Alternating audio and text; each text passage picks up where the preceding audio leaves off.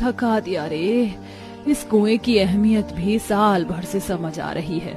सही बोल रही हो बहन, इस कुएं ने अपनी जरूरत बता दी है। जब से गांव की बिजली गई, सारा सामान बिजली के भरोसे चलने वाला ऐसे का ऐसे ही रह गया और बस काम में आ रहा है तो ये कुआं।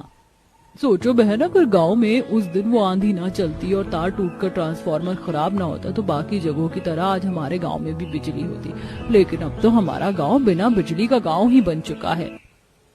गांव की सभी बहुएं पनघट पर मटके लिए हुए इसी तरह से बातें कर रही थी। ये कहानी है उजाला गांव की, जहां साल भर से मौसम की खराबी की वजह से बिजली नहीं थी। उजाला गांव जो कभी उजाले के लिए जाना जाता था, आज वहां अंधेरा छाया हुआ था। किसी के भी घर में बिजली नहीं आती थी। सभी लोग मानो बिना बिजली के जमाने में जी रहे थे। औरतें पनघट से पानी भर भर के अपनी जरूरतें पूरी करती थी और गर्मी के मौसम में तो और भी ज्यादा दिक्कत महसूस होती थी। हाँ हे भगवान, इस गर्मी में तो सारा पानी ही खिंच जाता है कपड़े साफ करने में। कपड़े साफ होते हैं और शरीर की ताकत निकल जाती है। क्या फायदा इस दहेज में मिली हुई वॉशिंग मशीन का, जब ये खड़े होकर बस मुंह ही चढ़ाती है। तो इसको तो मैं बेच ही दूंगी। नहीं दिया बहू, ऐसे नहीं होता, सोचना भी मत इसको बेचने को। क्यों माँ जी, इसकी क्या मुझे आरती उतारनी है? अरे बेटा, ये तेरे माँ बाप की दी हुई चीज है। हाँ तो माँ बाबा ने इसे मुझे इस्तेमाल करने को दिया था, लेकिन जब ये इस्तेमाल में आती ही नहीं है तो अच्छा है कि मैं इसे बेच दूं, क्योंकि मुझे नहीं लगता कि अब हमारे गांव में बिजली आएगी। दिया की बात को सुनकर हेमा कुछ भी नहीं बोल पाई। ऐसे ही सभी गांव वालों के घरों में बिजली की जरूरत का सामान रखा ऐसे ही सड़ रहा था। किसी के घर पर कूलर था तो किसी के घर का एसी। गर्मी किस काम का है ये, जब देखो बंद पड़ा रहता है।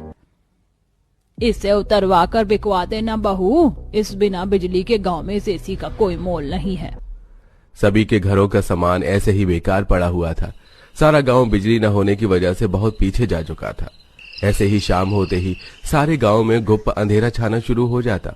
सभी आदमी अपना काम निपटा कर दिन ढलने से पहले ही घर आ जाते थे, क्योंकि रात बेहद ही अंधेरा लेकर आती थी। राखी, कुंडी लगा लो, अब वैसे भी काफी रात हो गई है, तो अब ना तो मैं बाहर जाऊंगा और ना ही कोई गांव से हमारे घर में आएगा। तब तक मैं छत पर बिस्तर बिछा आता हूँ। जी। सभी गांव में ऐसे ही कुंडी लगा लिया करते थे। राखी ने भी दीपक के उजाले में अपने घर की कुंडी लगा दी और उसके बाद वो अपने पति के साथ छत पर बिस्तर बिछाने चली गई। आसपास की छतों पर भी सभी लोग थे और सभी छत पर ही अपने बिस्तर लगा रहे थे कि तभी राखी को नीचे से दरवाजा बजने की आवाज आई। इस वक्त कौन हो सकता है जी? पता नहीं, जाकर देखता हूँ। अरे भाई, क्या कर रहा है? तेरे घर में है या नहीं? हाँ, सभी घर में ही हैं। अगर सभी घर में हैं तो फिर दरवाजा न खोलना। सुना है ज्यादा अंधेरे रहने की वजह से रात को गांव में डाकू और लुटेरे घूमते हैं। सभी पड़ोसियों की बात सुनकर राखी ने अपने पति को रोक लिया। अब गांव में बिजली न होने से ये चोर डाकुओं की भी दहशत बन गई थी। सारी रात सभी लोगों की बेचैन ही गुजरी। आसपास से सभी ने छत पर खुद को हाथ से हवा करते हुए वक्त गुजार दिया। ऐसे ही सिलसिला जारी था और आज शाम के वक्त गांव की सास बहुएं एक पेड़ के नीचे बैठी हुई खुद को हवा कर रही थीं। क्या हमें सुकून देखने को मिलेगा? अब नहीं लगता कि बिजली आएगी। अरे हाँ, बिजली से याद आया, पता है मैं आप सभी से बिजली के बारे में ही बात करने वाली थी। मैंने 8th क्लास में पढ़ा था कि जरूरी नहीं हम चीजों को इलेक्ट्रिसिटी से ही चलाएं और वो हमें तारों से ही मिलेगी। हम सोलर एनर्जी को भी बिजली की तरह इस्तेमाल कर सकते हैं। वो क्या होता है बहू? माँ जी, सोलर एनर्जी यानी कि सूर्य की ऊर्जा। सोलर एनर्जी का इस्तेमाल हमारे आसपास के एनवायरनमेंट के लिए भी बहुत अच्छा होता है। इससे पर्यावरण को ज्यादा नुकसान नहीं होता और हम अपनी कुछ जरूरतें तो इससे पूरी कर ही सकते हैं। अगर कोई ऐसी चीज है जिसके लिए हमें सरकार पर डिपेंडेंट रहने की जरूरत नहीं है तो तुम्हें ये हमें पहले बताना चाहिए था बहन। कैसे आएगी ये सोलर एनर्जी हमारे गाँव में? इसके लिए हमें अपने अपने घरों की छत पर सोलर प्लांट लगवाना होगा। वो सूरज की रोशनी से चार्ज होगा और उससे हमें एनर्जी मिलेगी। सोलर पैनल थोड़ा महंगा जरूर होता है, लेकिन हालातों को देखते हुए अब बस यही रास्ता नजर आ रहा है। अरे बहन, लगवा लेंगे, बस इस बिना बिजली की जिंदगी से छुटकारा मिल जाए। क्यों बहनों? सही कहा। गांव की सभी औरतें सोलर प्लेट लगवाने को राजी हो गईं। बस फिर क्या था, उन सभी ने अपने अपने पतियों से बात की और उन सभी ने अगले ही दिन अपने अपने घरों की छतों पर सोलर पैनल लगवा लिए, जिससे कि गांव के कुछ घरों में बिजली आ गई। अरे हमें इस हीरे के बारे में पहले से क्यों पता नहीं था? माँ जी देखो, टंकी में एक अरसे के बाद पानी आया है। सही बोल रही है बहू, टंकी में पानी है, घर की लाइट जल रही है, लेकिन ये सोलर पैनल हमें बड़ी महंगी पड़ी है बहू। और अभी भी गांव में आधे से ज्यादा घर ऐसे ही हैं जो इस बिजली का खर्चा नहीं उठा सकते हैं। सही कहा माँ, हमारा घर तो रोशन हो गया, लेकिन ऐसे घरों का क्या जहाँ बिजली नहीं है। रिद्धिमा और उसकी सास ऐसे ही बाकी लोगों के बारे में सोच सोच कर उदास होने लगी। वहीं दूसरी तरफ माँ, बिजली आ गई है क्या? देखो रिद्धिमा चाची के घर की लाइट जल रही है।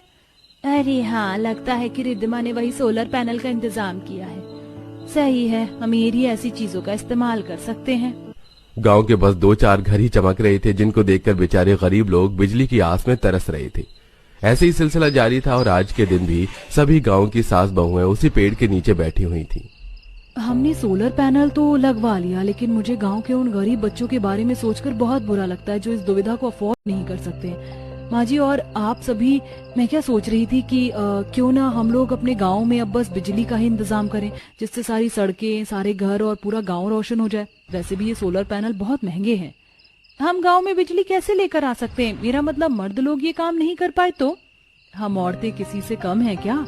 यहाँ बिजली मर्द नहीं, बस शिक्षा लेकर आ सकती है। आप लोग मन पक्का तो करो, हम लोग कल ही सरकारी दफ्तर में यहाँ बिजली की अपील डालने चलेंगे।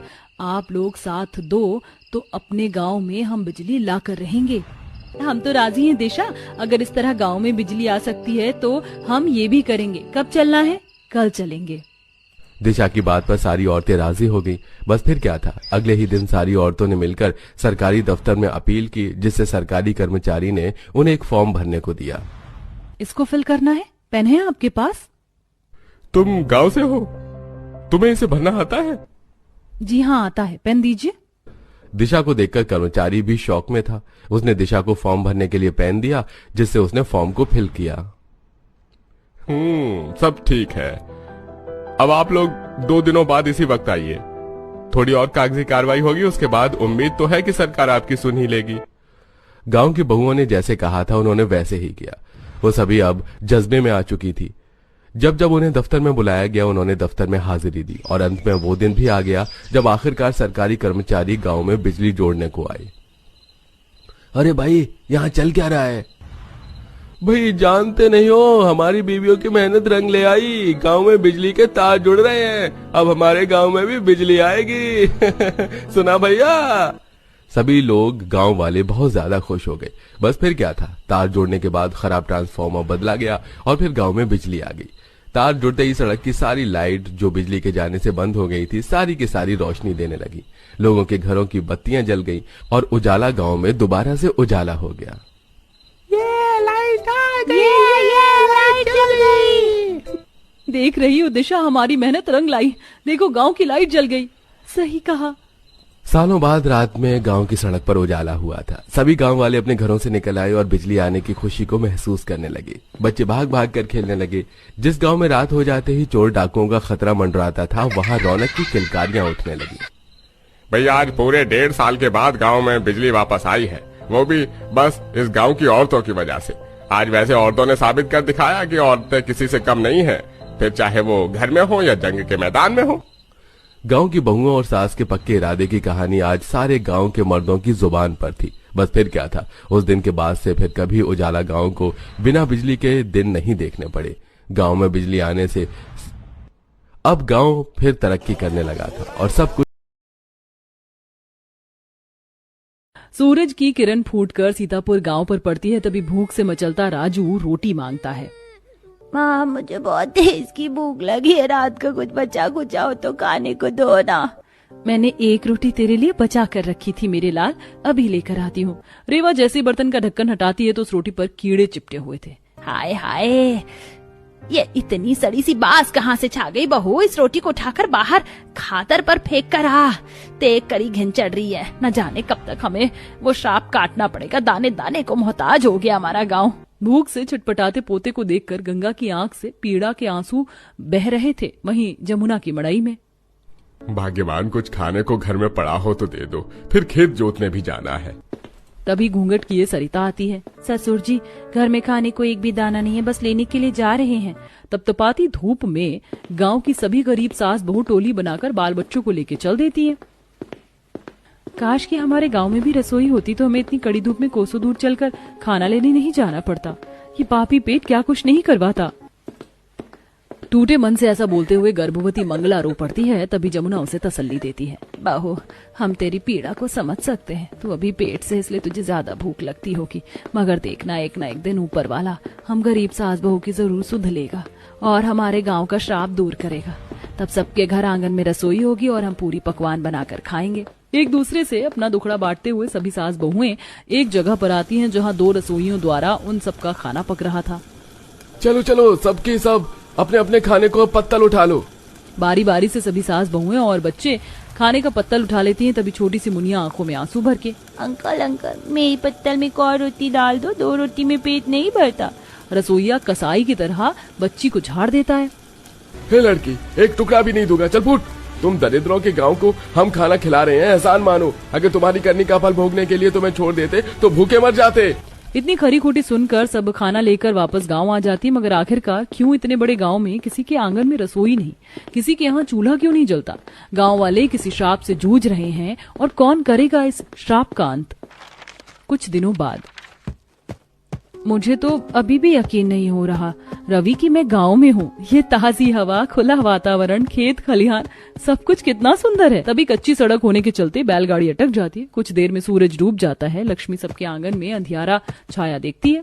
गांव की बहुएं तो इस टाइम खाना पीना बनाती हैं, फिर किसी के आंगन में चूल्हा जलता नहीं दिख रहा है। हो सकता है जल्दी खाना बनाकर चूल्हा बुझा दिया हो। थोड़ी दूरी पर लक्ष्मी ससुराल आ जाती है। प्रणाम पिताजी। प्रणाम माँ, कैसे हैं आप?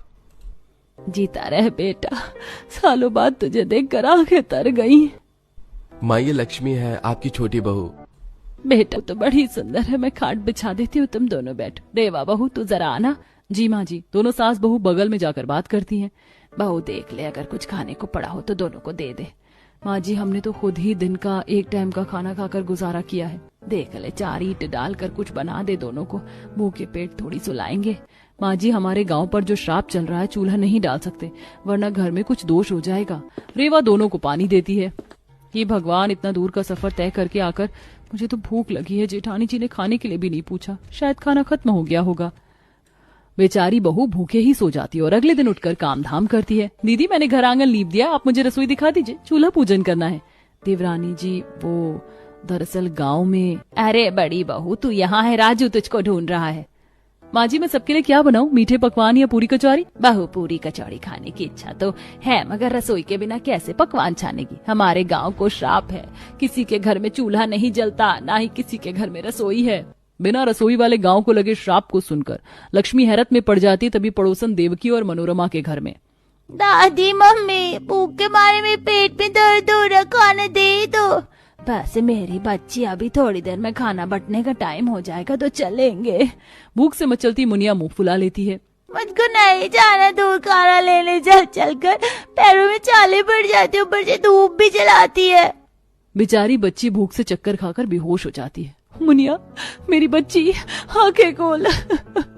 भगवान ऐसा दिन किसी को ना दिखाए। मेरी आंखों के सामने मेरी बच्ची खाने के लिए तरस रही है और मैं उसे 2 निवाले भी नहीं खिला सकती। गांव में ऐसी दुखहाली छाई देखकर लक्ष्मी का दिल भर आता है। बिना रसोई के गांव में सबको 1 टाइम खाकर ही गुजारा करता है। हे भगवान, आधा पेट खाकर मैंने ये थोड़ी दाल बचा रखी थी, ये भी खट्टी पड़ गई। घर में रसोई भी तो नहीं है कि खाना गर्म कर पाती। गर्भवती होकर भी पेट भरकर नहीं खा सकती। दीदी, मुझे तो उस बेचारी की हालत देखकर बड़ी दया आ रही है। आखिर कैसा श्राप है इस गांव में कि रसोई नहीं बना सकते? लक्ष्मी, ये श्राप पीढ़ियों से चल रहा है। जो काका पूरे गांव को खाना खिलाते थे, ये केवल वही जानते हैं। लक्ष्मी पूरी कहानी जानने के लिए काका के पास आती है, जिसकी उम्र 90 के पार थी। दाढ़ी पकी हुई थी, माथे से अनुभवी जैसे दिखते थे। बाबा, मुझे बताइए, हमारा गांव बिना रसोई के क्यों है? खेत खलिहान में अन्न क्यों नहीं होता? सारी जमीन बंजर है, आखिर क्यों? मेरे पापा की सजा मेरा पूरा गांव भोग रहा है। एक समय में उस गांव की धरती अपार अनाज उपजाती थी। जहाँ सबके घरों में सवेरे सवेरे चूल्हा जल रहा होता है, माखन लाल की धर्मपत्नी शीला पकवान बनाकर खिला रही थी। शीला, तुम्हें पता है ना, मुझे घी में छनी पूरी पकवान पसंद है। डालडे में बना रही हो तुम? हाँ अजी, लगता है तुम्हारी जीभ का स्वाद बिगड़ गया। अरे शुद्ध घी में तुम्हें पूरी बनाकर दे रही हूँ, चुपचाप से खा लो। गांव के सारे मर्दाने बैठकर खा रहे थे और उनकी पत्नियां रसोई में उन्हें गर्म खाना बनाकर खिला रही थी। तभी एक भूखी भिखारन दरवाजे पर आकर खड़ी हो जाती है। कितनी बढ़िया शुद्ध घी की पूरी की महक आ रही है बेटा। दया करके एक दो पूरी मुझ गरीब को भी खिला दो, पेट भर जाएगा। 2 दिनों से कुछ नहीं खाया। भिखारन का मैला शरीर देखकर दोनों पति पत्नी नाक चढ़ा लेते हैं। हाँ जी, देखो तो इस भिखारन से कितनी बुरी दुर्गंध आ रही है।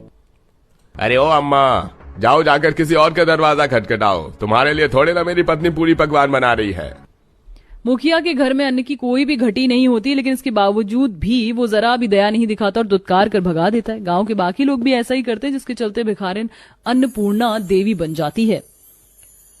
मैंने सदा इस गांव के निवासियों के घर के भंडार को भरा रखा, लेकिन इसके बावजूद भी तुमने एक भूखी को भोजन नहीं करवाया।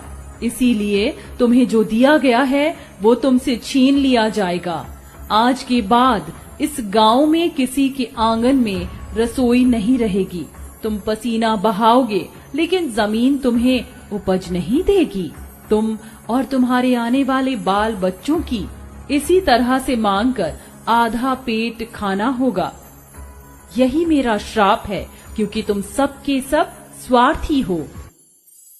ये कहकर अन्नपूर्णा देवी गायब हो जाती हैं, जिसके चलते पूरे गांव की रसोई, अनाज, सब कुछ विलुप्त हो जाता है। देखते देखते सबके खेतों में छाई हरियाली, धान गेहूं की बाली, सब कुछ सूखकर बंजर हो जाता है और जो कोई भी जतन करके रसोई या चूल्हा बनाता वो जलकर खाक हो जाता। मगर काका, इस श्राप का कोई तो तोड़ होगा जो हम गांव वालों को मुक्त करवा सकें। बेटी, ये सारा गांव स्वार्थी है, जो सिर्फ अपने बारे में सोचता है, इसलिए श्राप नहीं टलेगा। बूढ़े व्यक्ति की बात सुनकर लक्ष्मी को तोड़ मिल जाता है। अगर हम पूरे गांव वाले अपने स्वार्थ से तौबा करके भूखे व्यक्तियों को भोजन करवाएं तो श्राप मिट सकता है। लक्ष्मी के साथ अब गांव का हर एक निवासी इसमें सहभागी होता है, जिसके पास अनाज के नाम पर जो कुछ भी थोड़ा बहुत होता है वह लाकर देते हैं और भूखों को खाना बनाकर खिलाते हैं, जिससे अन्नपूर्णा देवी का क्रोध गांव से हट जाता है। तुम सबने अपने पापों से पश्चाताप किया और अपने मन को साफ किया, इसीलिए मैं इस गांव को वरदान देती हूँ। इस गांव में पहले के समान सबके आंगन में रसोई होगी और हर परिवार भरी पूरी से पेट भरकर खाओगे और संतुष्ट होगे। अन्नपूर्णा देवी के आशीर्वाद से गांव के हर एक आंगन में दोबारा से रसोई आ जाती है और लगभग 1 पीढ़ी तक दुख उठाने के बाद सबके आंगन में चूल्हा जलता है। सब पेट भरकर खाते हैं।